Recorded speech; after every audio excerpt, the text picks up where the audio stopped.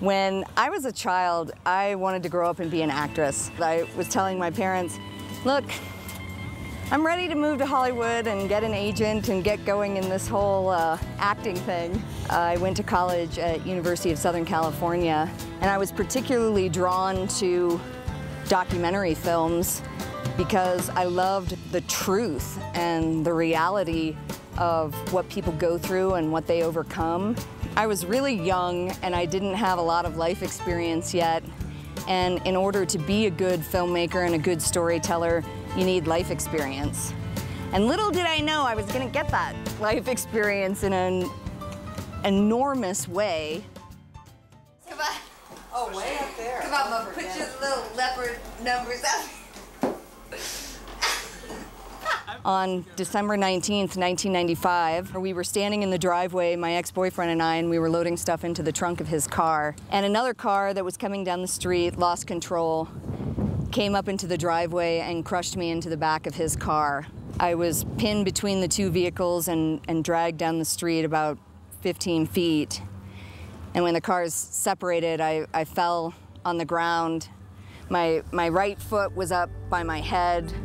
My legs above and below the knee were blown wide open. It looked like I'd stepped on a landmine. It took 6 paramedics, my guardian angels, to pick all the pieces of my legs that were hanging together by fragments of skin and muscle and get me in a mask suit and into the ambulance.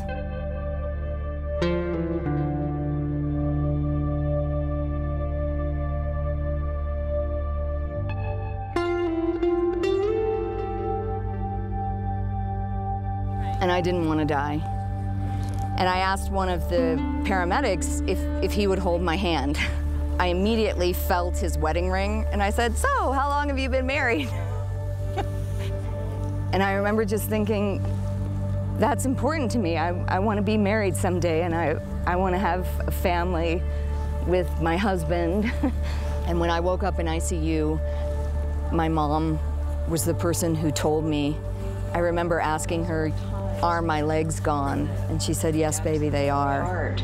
You know, you do question, and before I'd had a chance to see Stephanie or talk with her and know that she made the choice to live.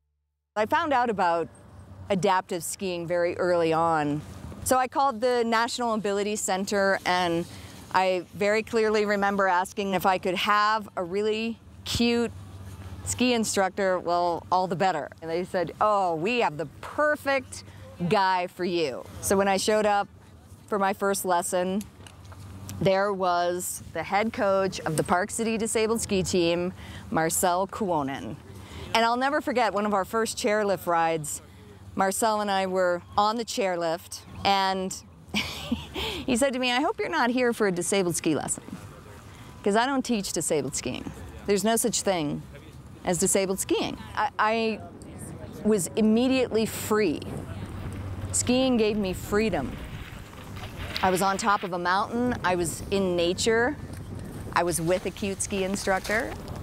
I wasn't thinking about my wheelchair, losing my legs. I wasn't thinking about anything like that. I was thinking about executing a perfect turn, going fast, and feeling the wind in my face. The next thing Marcel suggested to me, he said, you know, the Olympic Games are coming to your home country in 3 years in Salt Lake. If you move to Park City and train with me full time, there's a chance you could make it. As we continued to train together, our respect and friendship grew. Marcel and I were training in his home area in Zermatt, and up in the glacier, inside the cave that they carve out in the glacier, Marcel proposed to me. I was really thrilled. And in 2005, we were married in our home ski area in Deer Valley. And as husband and wife, we went into the 2006 Paralympic Games. The day of the race, I had a pretty bad crash, and I fractured my wrist. Marcel said, you're married to me, you're Swiss now, you can race with a broken hand, no problem. I raced the Super G. Above Stephanie!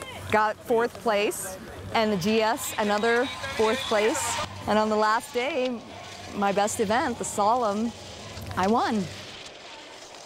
to be in a situation where you have an opportunity to show the best of who you are and the best of what you can do, I say the strongest muscles in my body are probably in my neck, because it takes a lot of guts to hold your head up and still embrace who you are and know that who you are as a person is what you're made of on the inside.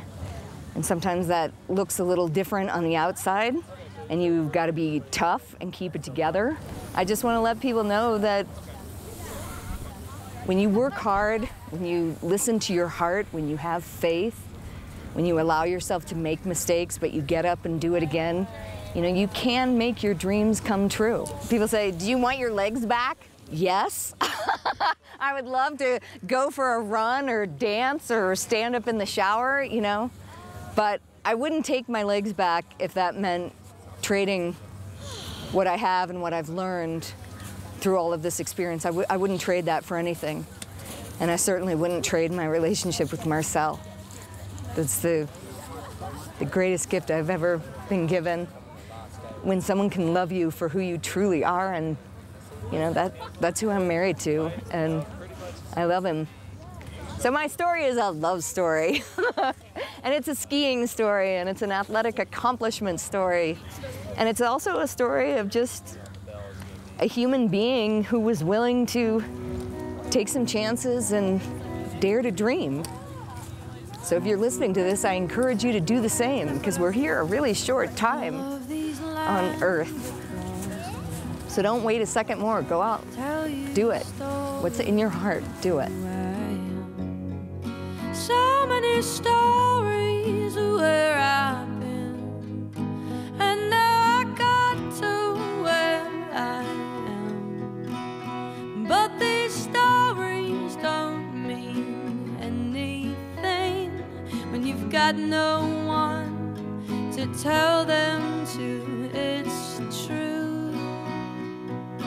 I